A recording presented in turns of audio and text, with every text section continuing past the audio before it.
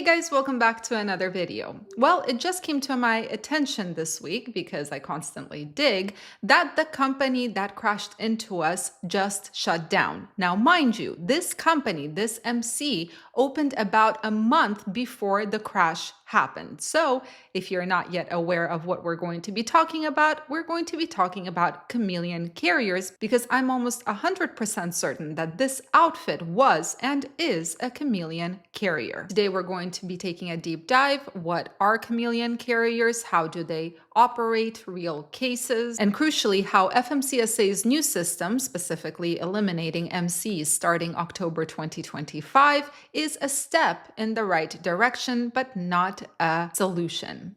Ready? Let's go.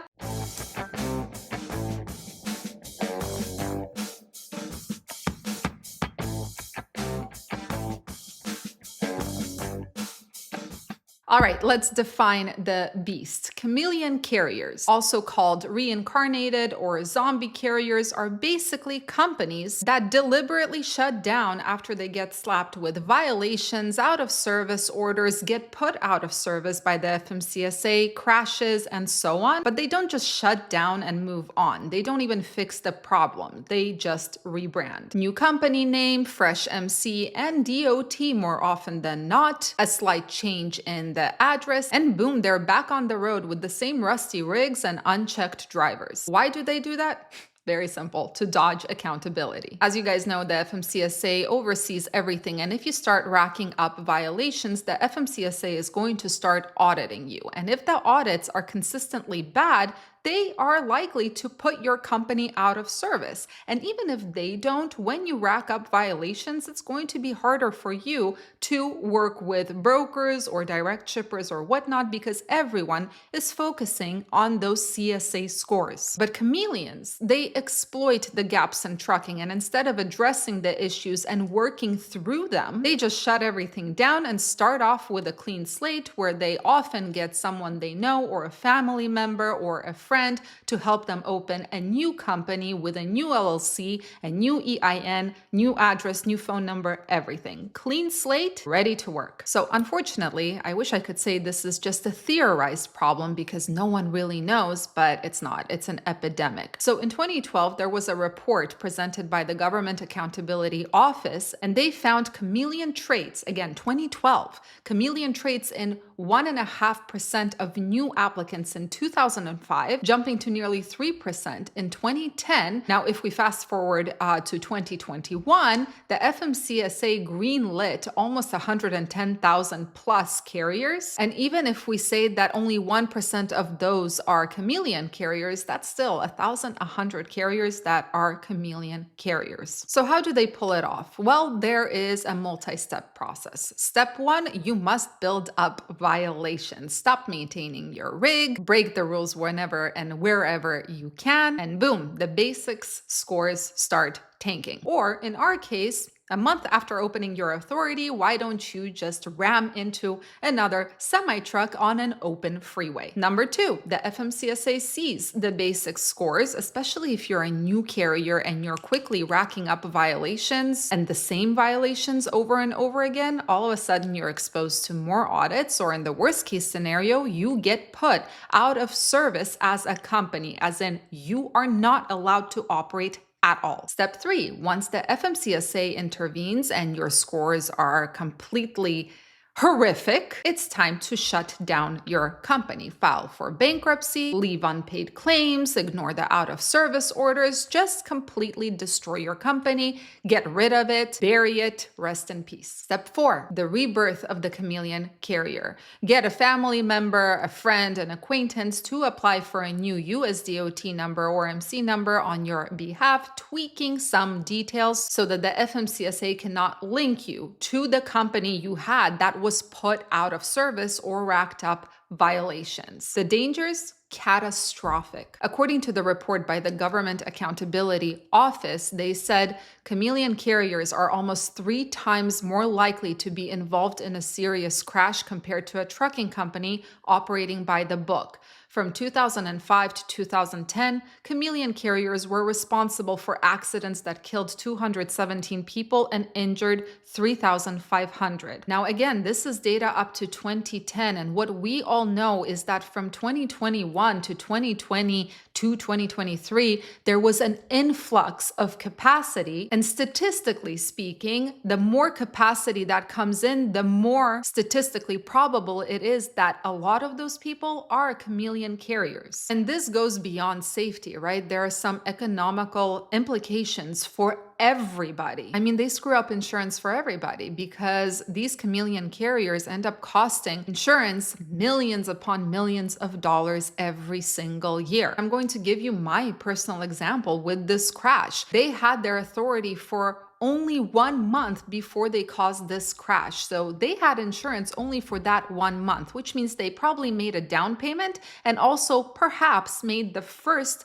monthly payment out of the 10 months that you usually pay for your insurance. The amount that insurance, the at-fault party's insurance, had to pay us is more than what insurance usually costs for the year for one truck. And considering the fact that this carrier then shut down, that insurance did not get that money back in the form of monthly payments. Again, they probably got a down payment down, and they got, maybe if they were lucky, the first payment of the 10-month period. Now, if you want another real example that was covered by the media, there was a company called Lewis Trucking in Georgia. They were placed out of service. The whole company was placed out of service by the FMCSA, and they were ordered to cease all operations in 2008 following a crash in Alabama that they caused that killed 7 people. According to FreightWaves, Devasco Lewis, the owner of Lewis Trucking, used an accomplice's identity in an attempt to get around the FMCSA ruling, which was the